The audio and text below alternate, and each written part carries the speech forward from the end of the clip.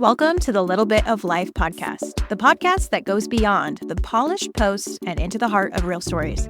I'm your host, Tabitha, better known as Little on social media. Think you've seen it all, heard it all? Not quite.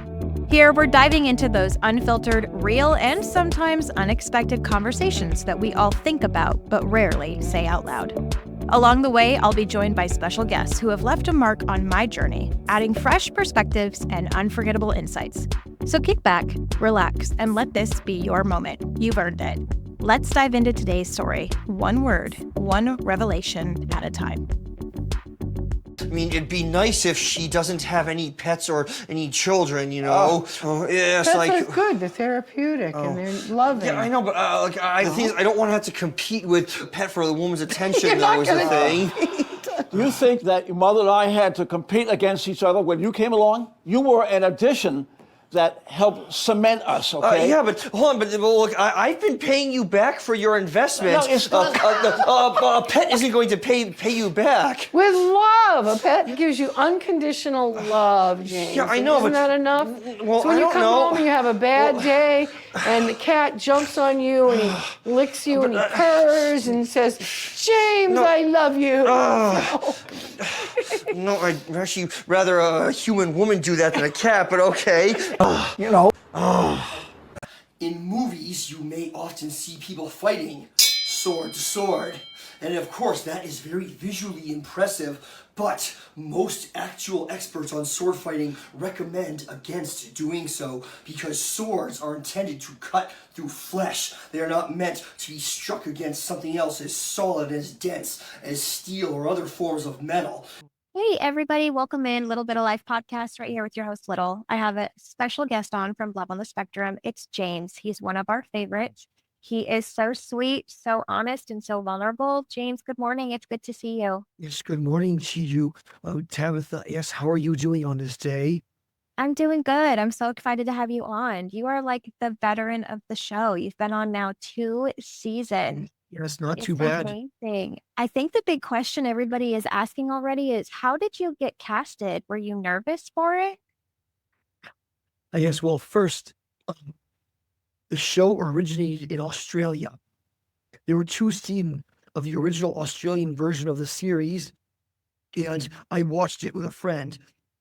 A friend first introduced me to the show, and I enjoyed watching the original Australian version very much. Well, I could sympathize with the cast members of the show. I felt I identified with them. What they had been through, I had been through, so I knew exactly what it was like for them. Yes, so it was very good. And when I heard that there would be an American version of the show, I knew I just had to audition for it. I could not miss an opportunity. So I'm very glad that I did audition for the show because this is one of the best things that has ever happened to me. My life has changed in so many ways since I appeared on that show. I think the other question is dating. Did they pick the dates on the show, or did you get to kind of pick where you went and what you did? Well, I gave them a general idea, but no, that they ultimately chose locations. But I did give them a general idea of what to do. Like I had mentioned that I was very fond of medieval fantasy. I loved Renaissance fairs, so sorry, but we of course our first choice was to go to King Richard's Fair in Massachusetts, but they would not allow that fair would not allow us to film there. So that's why so sent me away to the New York Renaissance Fair in New York. But actually, in exchange, though, King Richard's Fair gave me several free tickets, though, which wasn't too bad. That's neat. Did you know what your dates looked like before, or was No, it a blind They date? did not. No, they did not. No, they were surprised. They were blind dates to help to help make it more genuine, to help make it more dramatic or appealing to the audience. You see. I don't like blind dates. They make me nervous. Were you nervous? Yes, well, no, I certainly was nervous, but thankfully they messed up. Of course, they asked beforehand. They asked me before what type of people, what type of women I'd be interested, obviously. So, of course, I provided some information that helped them. Plus, it's not like they didn't simply just, choose any random women, any random people. Obviously, they put out, they had flyers or advertisements. I don't quite know how it works, but yeah, they had postings online saying they're looking for people to volunteer for their show. Something to that effect. Mhm. We love how honest you are on the show and watching it. I even had to show my friends your episodes because I'm just like you. I'm very picky and I love that you don't want to date someone with kids or pets. I think that's great that you're Yes, thank you. honest. I think a lot of people laughed at that, but it's better just to get it out of the way so you know Exactly. if you're Yes. fit or not. Have you always been into the love of the medieval and Renaissance era? Yes, for much of my life. Well, I've always been fascinated by medieval history, but mm, I mean, I'd heard of Resistance. I forget when exactly I went to King's Fair the first time, but I had a wonderful time there. The very first time that I went to King's Fair, I had an amazing time. So I've been back numerous times. Plus, I've been to two other Renaissance fairs as well. So I decided to do my own series, my own little video series where I visit Renaissance fairs across the country and record and talk about them while I am there. I've done 3 different Renaissance fairs so far, so hope to visit some others at some point. That's really neat. You're very Definitely. close with your parents. I feel like Yes. watching that, we're all like that. Our parents get kind of nosy and they always think they know best with dating. Do you love Yes. their advice or does it kind of get frustrating sometimes? Well, both are true. Of course, I love my parents very much, and I don't know. Yes, sometimes I find them to be a bit annoying, but still, I still, of course, appreciate them and love them very much. Obviously, nothing would change that. That's obviously my annoyance at them does not is not as great as how much I love them. Of course. I've had the incredible opportunity to connect and work alongside this amazing rescue in my home state of Arizona, Freedom Frenchie Rescue. Their mission? To give French bulldogs a second chance at life and a first chance at love. Have a loving home that is missing a squish face? Are you interested in making a difference in fostering to show a beloved pup love for the very first time? Guess what? You can. After losing my own Frenchie Rupert at just 2 years old due to health issues from bad breeding, I've become passionate about spreading awareness and standing firmly behind the message, adopt, don't shop. From shelter saves to puppy mills, Freedom Frenchie Rescue is working tirelessly to rescue, rehabilitate, and rehome these beloved dogs. Head over to their website, www.freedomfrenchierescue.org, to see the available dogs that are searching for their forever home, or select volunteer to apply to be a foster. Some of these dogs have never known human touch or what love feels like. Or donate today with help from medications, vet visits, medical needs, and yes, even their favorite treats and toys.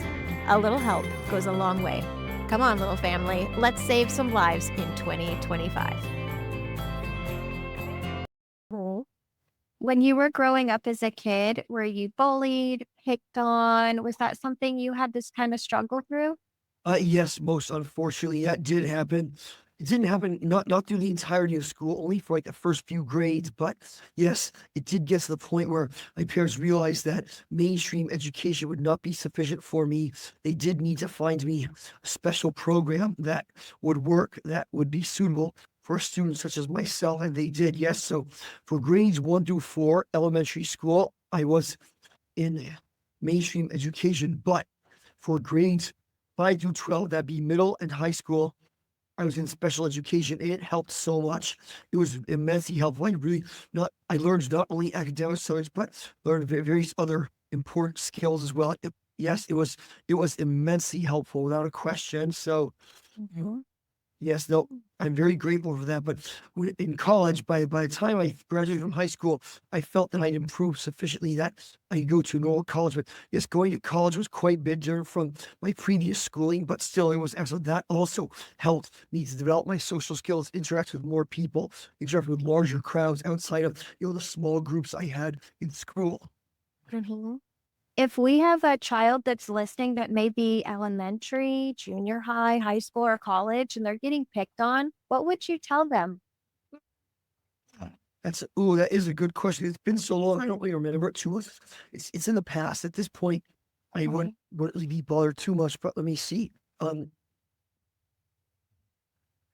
guess I had to tell them that they can't let it get to them. First of all, they can't allow it to show that And the words are actually, or people are bothering. I mean, obviously it's easier said in hindsight. It's easy to say in retrospect, obviously, but well, things don't. Most of us are we most want to learn that to not react at all because the bullies are trying to get an emotional reaction of you. But of course, in the opposite direction, though, the things are, if you do not react, they'll think they can keep doing it. So it's difficult to say, unfortunately. Sadly, there's no one size fits all solution to this matter.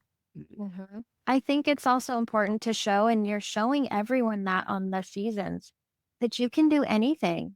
It doesn't hinder you in the box. You can Right, date. exactly. You have a great social life with your friends. I love your Absolutely. friendships that it shows.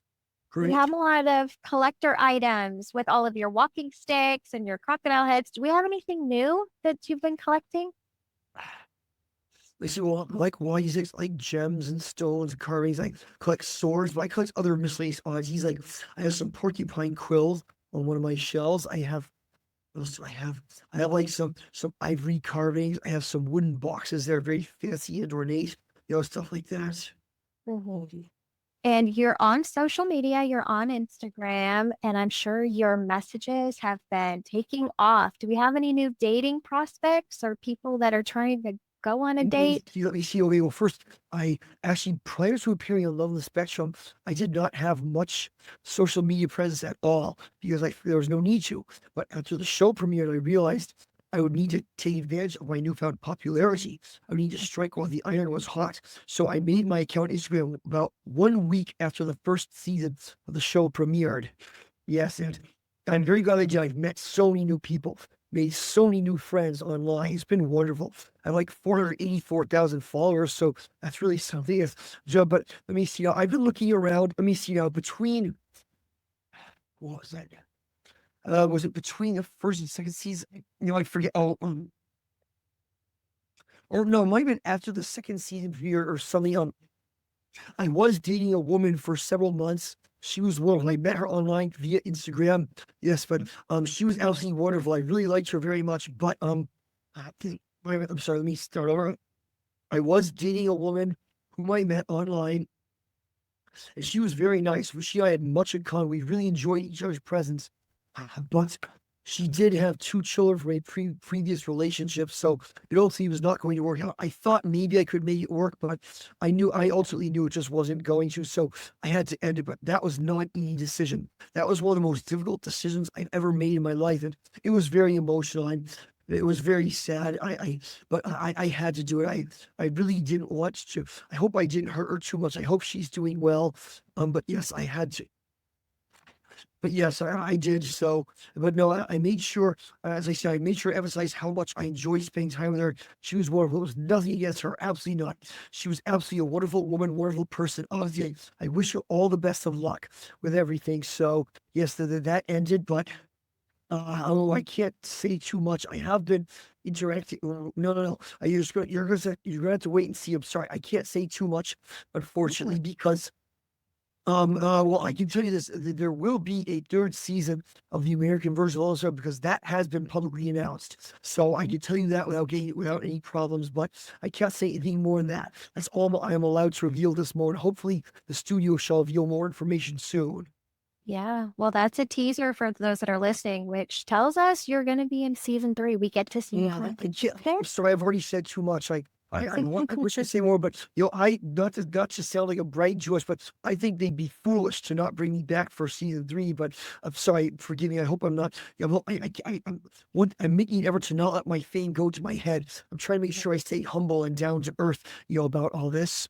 I love that. In season 2, your parents talked about your hair. Your hair has been the topic That was of actually season 1, but conversation. yes. What do you use for your hair? So many people want to A lot of people know. would ask, yeah, but mostly I just leave it completely natural. I wash it. I mean, I wash it with water every day, obviously, but use shampoo and conditioner only once or twice per week because there's no need. I've actually discovered if I use shampoo, my hair actually looks worse after using shampoo in it, amazingly enough. Yes, yes. What do your friends think of you being on a TV show?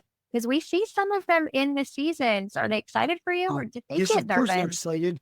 I don't think they're jealousies. I hope not. But my friend Donnie would love to be upgrade. Would love to be a full cast member himself. I don't know if that's allowed, but he can. Obviously, I encouraged him to ask the producers if that was acceptable. Mm-hmm. And I think another question is, do you So- stay close with your castmates? Do you guys talk? Oh, yes. Okay, so Emma and Maggie are still very good friends. I still keep in contact, still hang out with them regularly. And several months ago, Emma, Maggie, and I flew out to Los Angeles to meet the cast members who live there.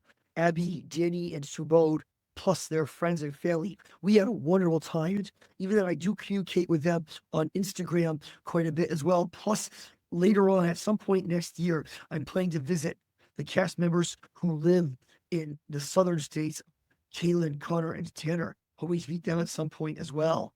How fun. You live in Massachusetts. It's getting cold. Are you guys getting snow yet?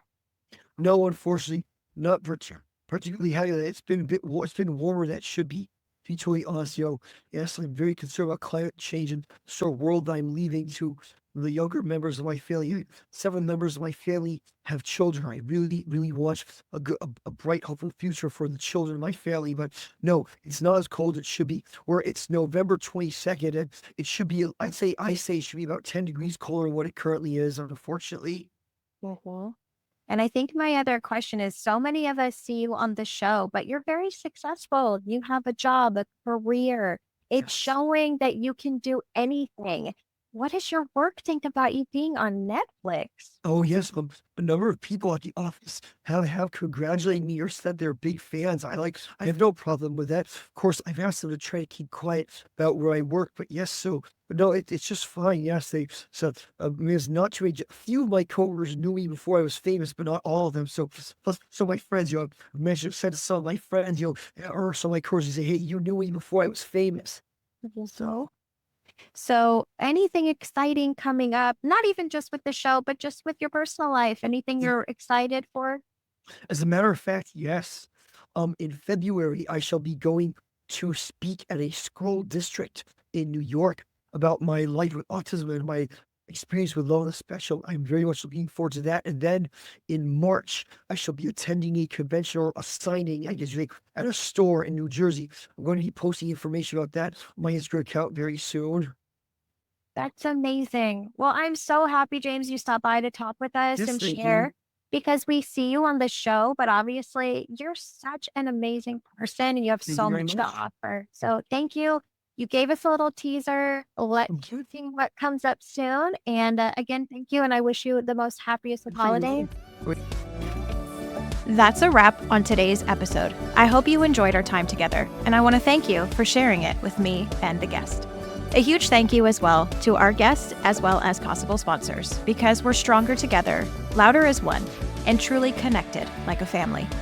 If you loved today's episode, please leave a review. Help bring others along for the journey with us. And don't forget to tune in on your favorite streaming platform every week. Make sure you subscribe to the YouTube channel, Little Bit of Life Podcast, so you can be part of the action and, yes, part of the interview with our video content. Thank you again for joining me, and I would love to have you come on as a guest. If you're interested, send me a message. Until next time, remember, be good to others, be good to you. See you next time.